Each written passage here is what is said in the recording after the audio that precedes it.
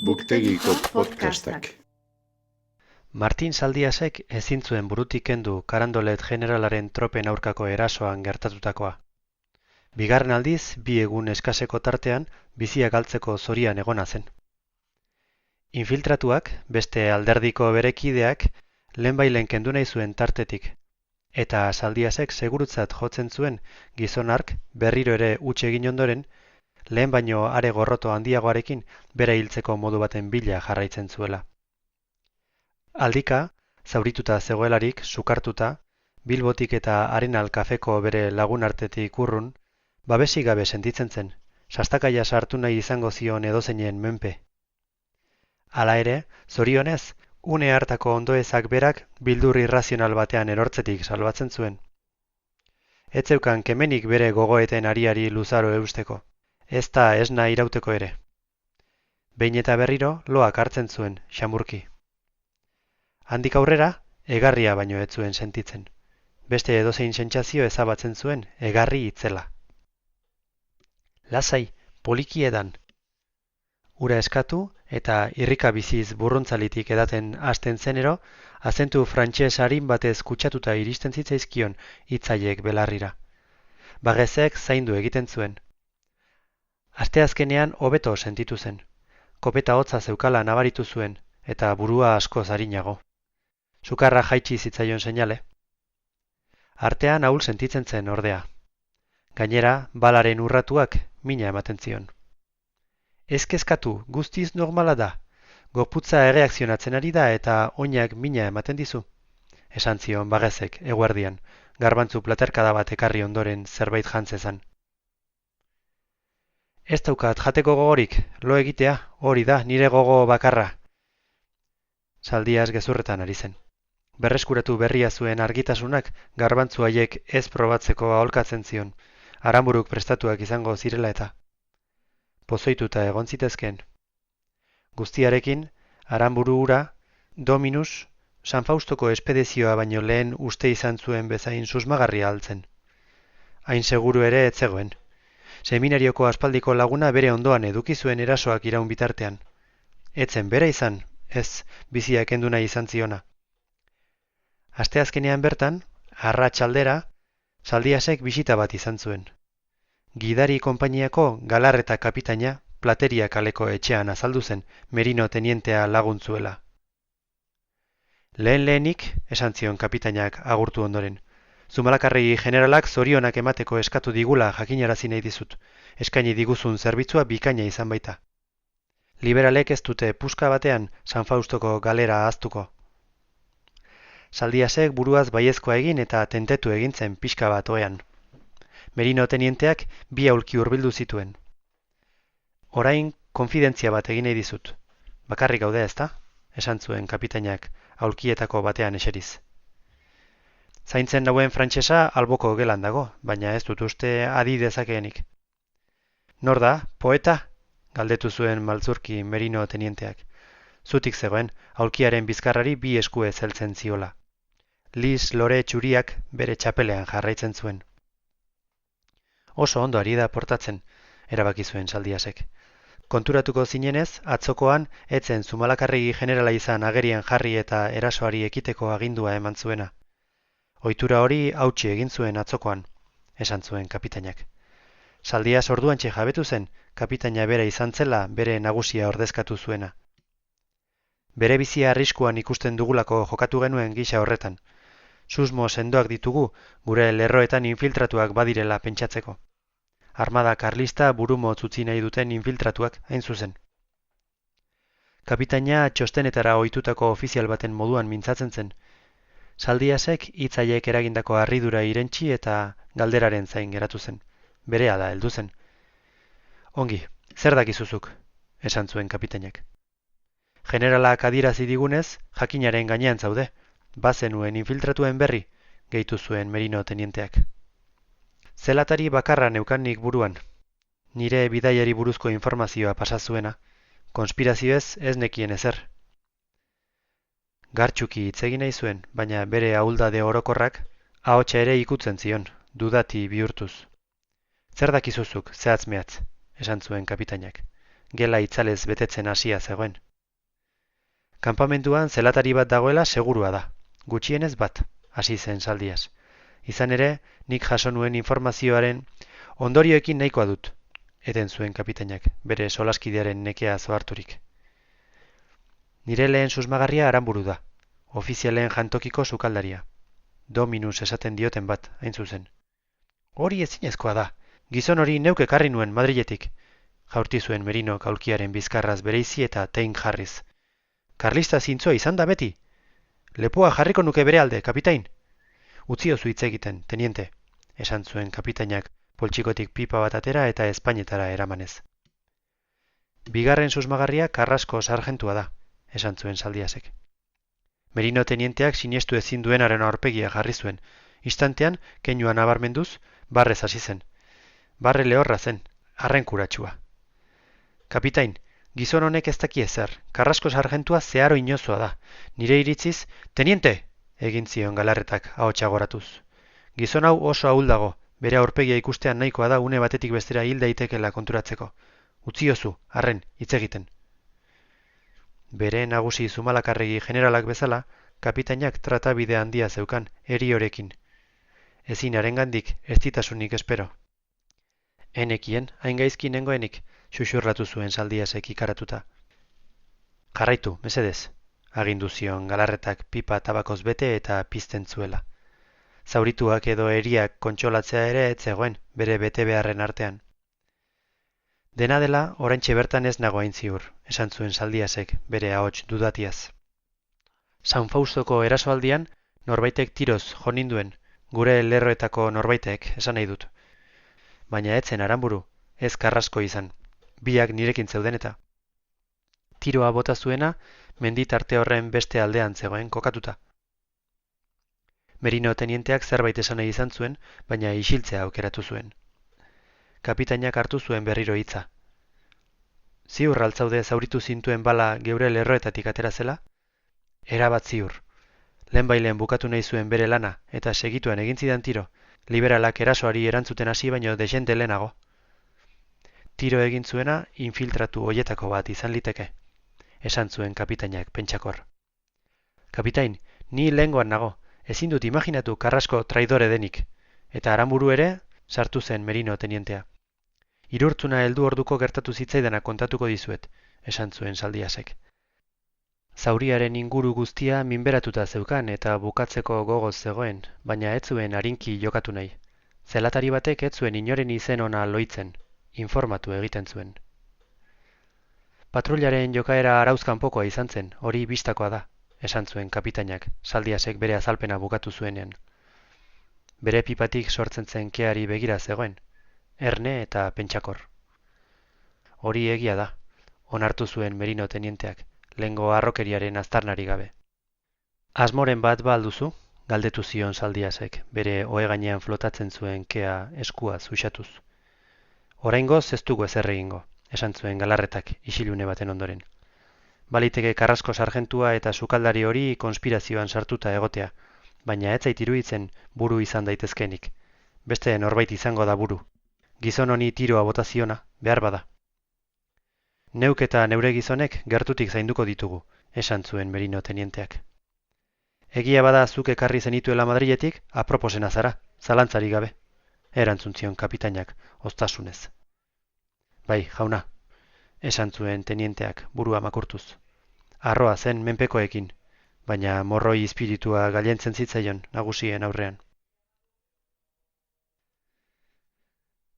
Berriro bakarrik geratu zenean, Zaldiasen pentsamenduak Plateria kaleko teilatupe hartantxe lo egiten zuten aristokrata frantsesengana lerratu ziren. Hirurek egunero hitz egiten zuten Aranbururekin, berari biziak kentzen saiatu zen lehen gizonarekin, eta hurbiltasun horrek susmagarri bihurtzen zituen. Bere ikuspegitik, haietako edozein izan zitekeen Galarreta kapitainak aipatutako burua. Bazen, ordea, Lako, Bage eta Bordelesen egoera berean zegoen beste norbait. Merino tenientea bera, eta xehetasun hori izan zen, hain zuzen, Galarretaren aurrean mihari eustea eta zabalki ez hitz egitera behartu zuena. Ezer behar alduzu? Esan zuen ahots batek atetik. Bage zen. bere zaindaria. Egarri naiz, erantzun zuen Zaldiasek. Gaua zen ordurako, eta leihotik sartuz, ilargiak argi putzu bat osatzen zuen lurreko zuraren gainean. Bage, pitxer batekin inguratu zitzaion ohera. Edan, lagun, ura azukrearekin.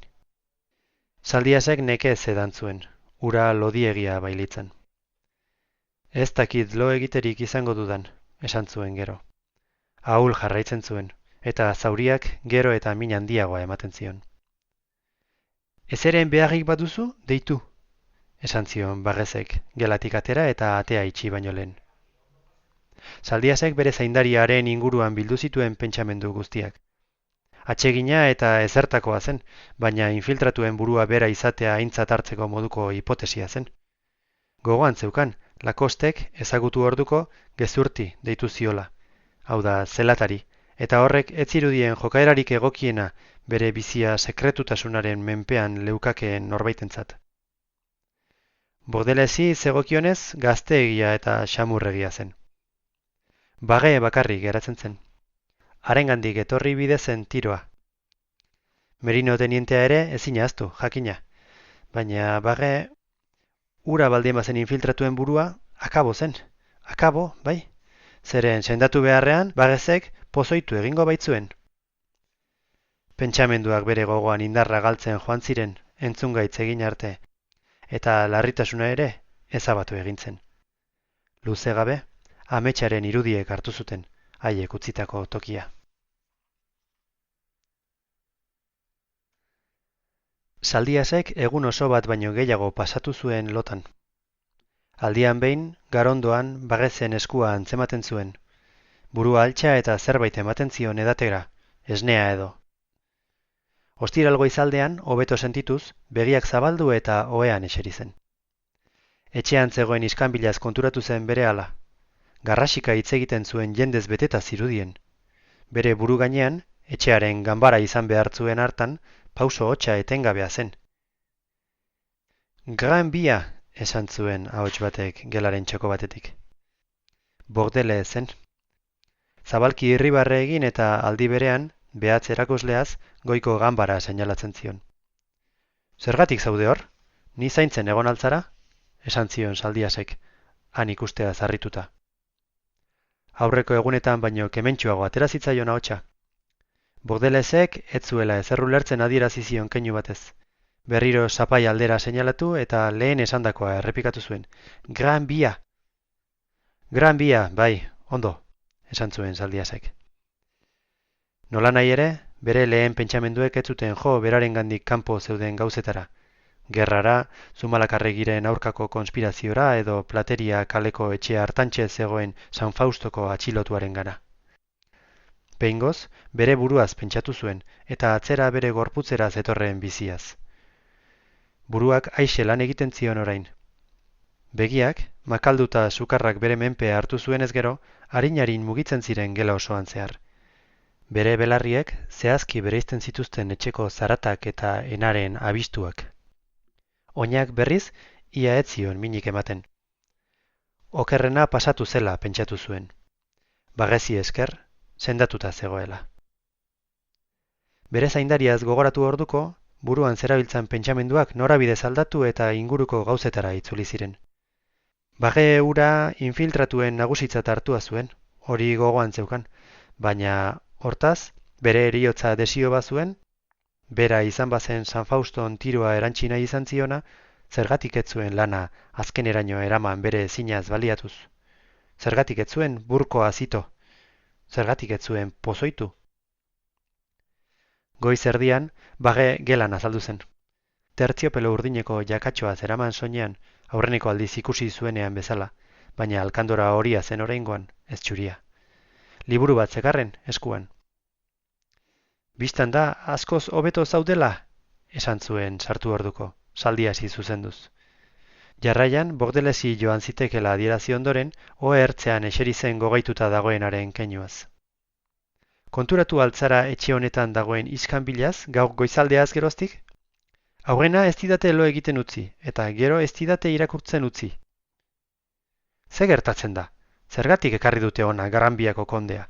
galdetu zion Saldiasek, beso altxa eta bordelezi agur eginez, bazi joan eta. Dirudienez, Zumalakagegi generalak aldatu egin nahi du. Trukatu, esan zuen Saldiasek. Trukatu, errepikatu zuen Bagezek. Kontatu didatenez, generalak iritzi honean dauka kondea, erakutsi duen portaeragatik batez ere. Ez zuen kupidarik eskatu, ez da barkamenik erregutu ere. Galdetu ziotenian egia ote zen ezkontzeko asmotan zijoala Iruñera, gerrako zerak eta norberaren kontuak ez arren nahasteko eskatu omen zuen. Eta ez zuela inolako asmorik gora bera hartaz baliatzeko bere arerioen bihotza samurtzearen, holaxe hitz egin zuen. Eta zer esan zuen generalak? Militar bizitza utziko zuela hitzematen bazion aldaketa, edo trukaketa edo dena delakoa proposatuko ziola Rodil generalari. Rodil generalak karlisten arteko 5 kapitain aske uzten bazituen, bera ere aske geratuko zela. Orduan, kondeak esan zuen inoiz ez ziela bere ideiei uko egingo, baina milizia utziko zuela. Orain, Rodil generalaren esku dago dena. Hortaz, kondea ezkontzeko moduan da oraindik ere. Baita zeu ere, bizirik aterako zarela ematen du, oineko handidura asko jaitsi zaizu. Betidanik Frantzian bizitakoa izateko ederkitz egiten duzu euskeraz, esan zuen bapatean Saldiasek. Berriro ere, Sara moduan jokatzen zuen. Benetako ama euskalduna izan nuen, erantzun zion Barrezek. Bere aurpegiera goibeldu egin zen. Zaindu ninduen Andrea esan nahi dut. Harekin pasatu nituen nire bizitzako lehen urteak, baina nahiago dut familiaz ez hitz egitea, ez nintzen zoriontsu izan. Bapatean, gela zarataz bete zen. Beren buru gainean, ganbaran, norbait jauzika zebilela zirudien. Noizbeinka, garrasi erdiragarri bat jarraitzen zitzaion jauziari. Kezkatuta, Saldiasek zapairantz goratu zuen begirada. Bagezek lehengo itxura irribarretsua bereganatu eta gertatzen ari zenaren azalpena eskaini zion. Gran Biako kondea eta Lako bere laguna esgriman ari ziren, nor gehiagoka. Kondearen ezpatari sona ezagutu zuenarekin batera, Lakostek interes handia erakutsi omen zuen kondea plateria kalera aldazezaten. Ganbara hura etzen noski esgrima areto baten pareko, baina guztiarekin, kondeak San Faustotik bueltan ezagututako kalabozoa baino hobea zen. Baina kalabozoa seguruagoa izango zen, ez? Ez zait iruditzen Espainiako handiki batek lapur arrunt batek bezala jokatzeko asmorik izango duenik. Ez zait iruditzen iez egiten saiatuko denik. Argudiatu zuen Bagezek azentua arinki aldatuz eta frantsesago, aristokratikoago eginez. Dena dela, badu nork begiratua, patruila bat dago ataria eta eskailerak zaintzen. Nola nahi ere ez da gure kontua, esan zuen Saldiasek. Elkarrizketa bukatu eta bakarrik geratu nahi zuen. Egia da, eta orain zaidazu, ez altzarako ze? Saldiasek baietz egin zion buruaz, goxe pixka bat bazeukala. Zerbait ekartzeko esango diez sukaldekoi, nire ustez taxuzko zerbait komeniko litzaizuke baina urtailerako gogorra ez dena. Untxia gogoko alduzu? Untxia prestatzen ari direla uste dut. Aukera dezala, Aranburuk. Inguruko herriren batera joana dela uste dut, festa eguneko banketeren prestaketak denbora asko kentzen dio. Izan ere, igandeko festa ahaztua neukan. Gaizki egina? Iganderako sendatuta egongo zara, eta gurekin etorri behar duzu garaipena ospatzera. Ofizialen jantokira joateko baimena daukadala, alegia? Esan zuen Saldiasek bromatxu, Irurtzungo elizako sakristia gogoratuz, bere San Isidro eta gainerako santu guztiekin. Gran Biako kondeak eta Lakostek neka ezinak ziruditen, eta ganbarako ekinaldiak bata besteari jarraitzen zitzaizkion. Bakarrik geratu zenean, goiko pisutik zetorren hotsak eta mintzoak aztertzeari eman zion Saldiasek, zeintzuk zegozkion batari eta zeintzuk besteari asmatzen aleginduz. Janaria ekarri ziotenerako, untxia, Bagezek esan bezala, ondorio batera iritsia zegoen. Lakostek ezpatari zertxobait hobea ematen zuen, Gran Biako kondeak baino.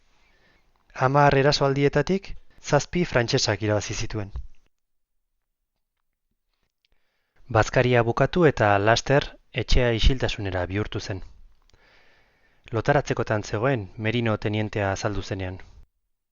Ez dizut denbora asko kenduko, esan zion agur modura. Bestetan baino itxura nekatuagoa zeukan. Bere txapel gorriko lis loreak ez zirudien hain txuri. Zerbait esan nahi nizuke lehengoan Galarreta kapitainak eta 3 izan genuen elkarrizketaz. Zaldiasek janariaren bandetxa baztertu eta entzuteko prest jarri zen. Behar bada okertu egin nintzen Aranburu eta Karraskorekin. Behar bada gaizki egin nuen nirekin batera izena ematera joateko eskatu nienen, esan zuen arrapaladan. Egia esan Madrilen ez nuen harreman handirik beraiekin. Hemen egin ginen lagun, Zumalakarregi generalaren esanetara jarri eta gero. Orain gauza bat esango dizut. Kosta egiten zait infiltratuak direnik sinistea. Lehengoan esan izun bezala, Karrasko sargentua inozo hutsa da. Gizon ona, baina inozo hutsa. Ez ordea Aranburu, seminarioan elkarrekin egon ginen, bizkorra aparta zen. Merino tenienteak harriduraz begiratu zion. Ezaguna zenuen, beraz. Ezaguna nuen, bai, eta horrek salbatu ninduen.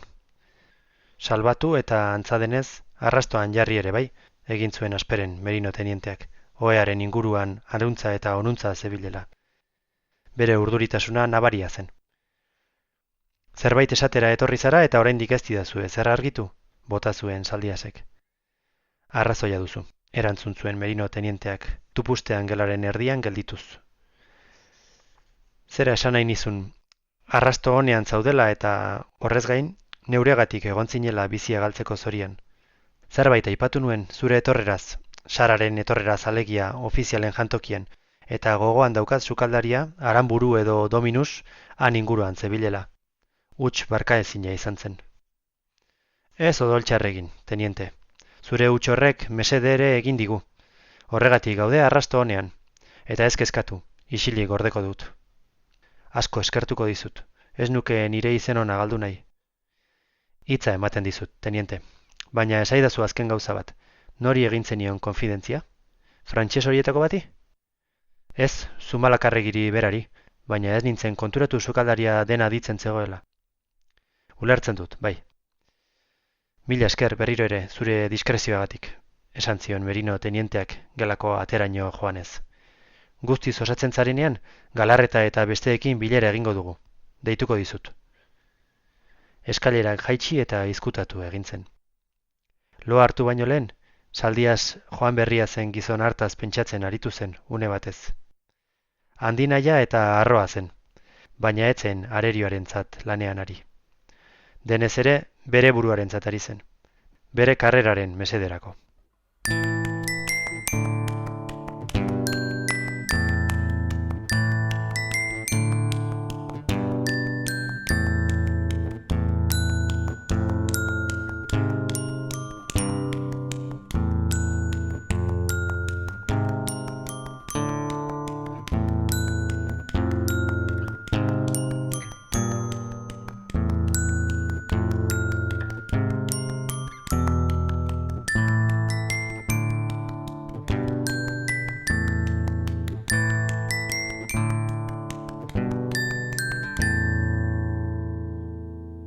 Merino tenienteak pentsatu zuena. Nire aitak halaxe esaten dit, gure etxeen miserablera bisita egiten dudanero. Goseegia naizela eta azken gaiztoa izango dudala, eta batzuetan arrazoia duela iruditzen zait. Halaxe gertatuko dela. Zulora joango naizela buruz bera. Oraintxe bertan, zera gertatzen da. Traidoreaz dauzkagun aztarna guztiek Aranbururengana eramaten gaituztela. Meson San Isidroko sukaldaria gana. Eta arrazoi osoz gainera, konturatzen ari naizenez. Jakina, garbi asko ulertzen ditut orain bere losintxak eta gonbidapenak. Gizon horrek egin dituen aleginak neuk ere neure partea izan nezan bere lagun frantses horiek daramaten bizi modu gozoan. Niri informazio ateratzea besterik ez zuen bilatzen. Gure sailean, armada karlistako sekretuena teorian, hitz egiten zenaren berri izatea. Okerrena da, axeri hori berearekin atera dela ia beti. Ume gorri bati baino errazago sartu didala, Ziria. Ederki asko jabetu da horretaz, Bilbotik etorri zen informatzaile Zaldias. Guzti honek oso ondorio garbia du. Aranburuk Galarreta kapitainarekin edo beste edozein agintedunekin hitz egiten badu eta dakiena kontatzen badio, hau da, nik ze gauza kontatu eta ze diru onartu ditudan aitzakia honekin edo harekin paredoian buka dezakedala. Eta paredoian bukatzen ez badut ere, latzak ikusteko nago. Jakin egingo baita, naizela benetako militarra. Eta horrexegatik nagoela armada honetan, hemen paperekin oso zorrotzak ez direlako eta karrera egitea errazagoa delako. Gauzakola, ondorioaren ondorioa garbi dago. Alden guztia egin beharra daukadala, Aranburu tartetik kentzeko. Jainkoaren laguntzaz, denak batera ordainduko dizkit. Beste bere lagun horretaz, berriz, Karrasko sarjentua zalegia, zer pentsatu ez dakit. Ez zait iruditzen horrelako azpilanetan parte hartzeko gai denik, baina dena dela zain dezatela aginduko dut. Tontoa izan ala ez, problema bat izan daiteke. Aspalditik ezagutzen baitu nire aita eta gauza asko baitakizki nitaz. Nire familia ze pobrea den, esate baterako. Beste arazoa, Saldias da. Bere etorrerari buruzko informazioa nigandik atera zela susmatzen zuenez, azalpen bat eman behar izan diot. Orain esan diodanaren ondoren, lasaiago geratuko zen. Dena dela, ez zait komeni bera muturra sartzen ibiltzerik. Ea Galarreta kapitainaren gandik urruti mantentzen dudan eta aukera egokitu orduko Bilbo aldera bidaltzen dudan.